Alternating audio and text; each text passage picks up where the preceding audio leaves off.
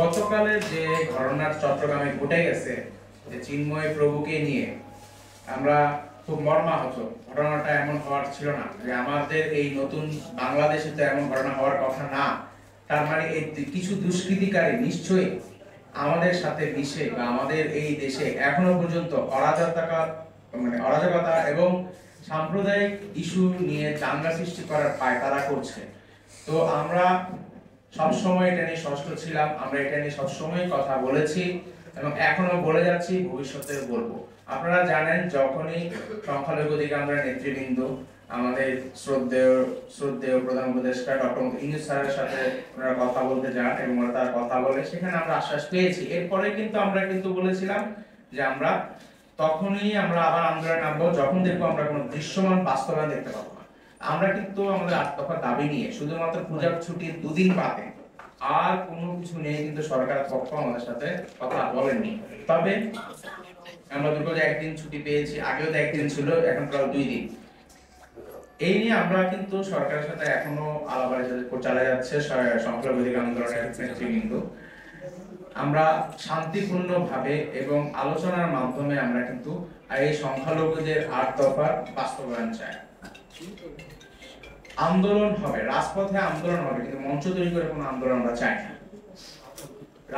শান্তিপূর্ণ সমাবেশ জনগণের সাথে মিশে যদি কেউ করতে না পারে, এর দায় সংখ্যালঘু অধিকার আন্দোলন নেবে না এবং এর দায় সংখ্যালঘু সম্প্রদায় নিবে না। আপনারা গতকালের ঘটনায়, আমরা আবারও বলছি, গতকালের যে ঘটনাটা, এটা সম্পূর্ণ দায় হচ্ছে কিছু দুষ্কৃতিকারীর উপরে। একমাত্র ওয়ালটন এসি দিচ্ছে 1 বছরের রিপ্লেসমেন্ট গ্যারান্টি। সকল সমগ্র সনাতনীর উপরেই পড়ে না। সকল সনাতনী সম্প্রদায় কিন্তু দুষ্কৃতিকারী না।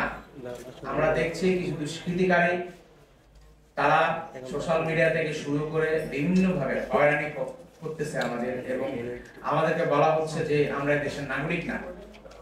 এবং আপনারা জানেন, আমরা খুব মর্মাহত এবং দুঃখিত, এবং সরকার পক্ষ আপনাদের মাধ্যমে আমরা সরকারকে জানাতে চাই যে আমি একজন সনাতনী, একজন সংখ্যালঘু হিসেবে যদি আমাদের রিকশায় যায়, আমাকে যদি বলে এই তুই হিন্দু কিনা এইভাবে যদি আমাকে যদি ট্রিট করে, তখন কি আমার খুব দুঃখ লাগে। এই দেশে আমার জন্ম, এই দেশে নিঃশ্বাসে আমি বেঁচে আছি, এই দেশেই আমার পড়াশোনা, এই দেশকেই আমি ভালোবাসি, কিন্তু যখন আমাকে হিন্দু বলে আমার গায়ে হাত তোলা হয়, আমাকে হয়রানি করা হয়, তখন কিন্তু আমার খুবই খারাপ লাগে যে আসলে কি আমি এই দেশে জন্ম নিয়ে কি ভুল করেছি।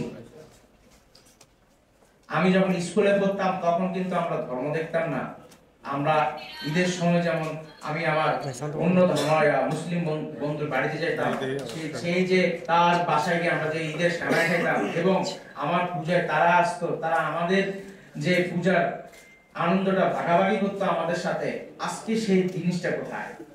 আমরা সেই জিনিসটার দাবি জানাই। এই যে সাম্প্রদায়িক সম্প্রীতি, এই সাম্প্রদায়িক সম্প্রীতি আস্তে আস্তে এই দেশ থেকে চলে যাচ্ছে। সরকার পক্ষকে এই সম্প্রীতি ফিরিয়ে আনার জন্য কোনো কাজই করবে না। আমরা প্রশ্ন করতে চাই, আমরা দাবি জানাইছি 8 দফা, আমরা 8 দফার বাইরে কোনো কথা কিন্তু আমরা আজ পর্যন্ত বলি নাই।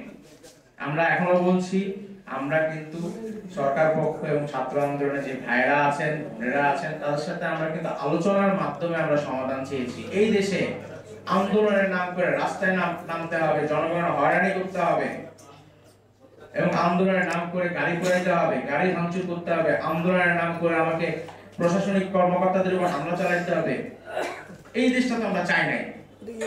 এটা করছে কারা? এটা করছে দুষ্কৃতিকারীরা।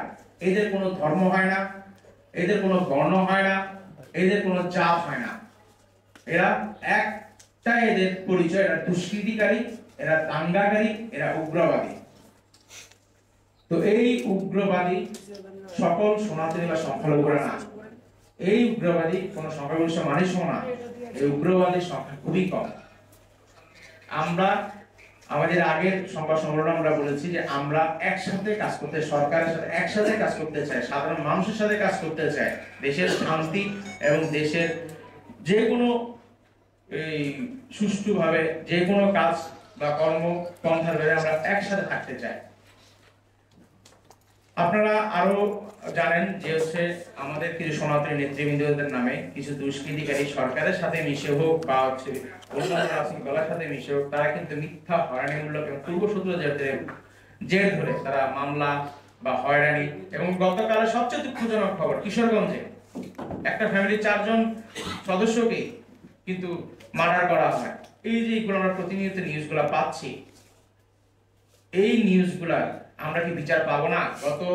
আমরা দেখছি গত 15 বছরে আমরা 2013 সাল দেখেছি, 2015 সাল দেখেছি, 2021 দেখেছি, রক্তাক্ত শারদ দেখেছি, আমরা কিন্তু আজ পর্যন্ত বিচার পাইনি। আমরা বিচারের দাবি জানিয়ে আসছি, আমরা কিন্তু আর রাস্তায় বা কারোর হয়রানি করতে আসি নাই, জনগণের হয়রানি করার জন্য আসি নাই। সংখ্যালঘু সম্প্রদায় আজকে আপনারা দেখছেন আমরা সংখ্যায় কম, আজকে মানুষ সংখ্যালঘু সম্প্রদায় ভীত, এই দুষ্কৃতিকারীদের কারণে সংখ্যালঘু সম্প্রদায় ভীত। আজকে সম্প্রীতি নষ্ট হওয়ার পিছনে যেসব দুষ্কৃতিকারী দায়, আমরা তাদের কঠোর এবং দৃষ্টান্তমূলক শাস্তি চাই। ধন্যবাদ সকলকে।